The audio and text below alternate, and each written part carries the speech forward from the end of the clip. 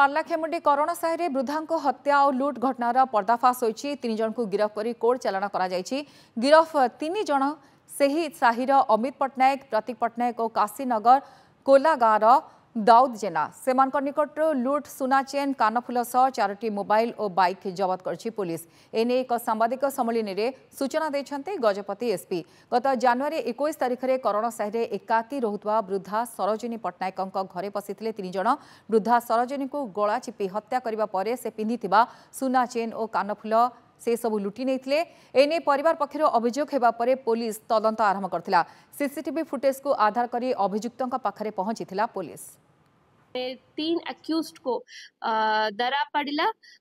गोटे सेम साही का करणा साही का अमित पट्टनायक, दुईटा करणा साही का प्रतीक पट्टनायक और काशीनगर का दाऊदा जना एलियास मिखाइल, एमिति 3 जनों को हमें दरा है जेची।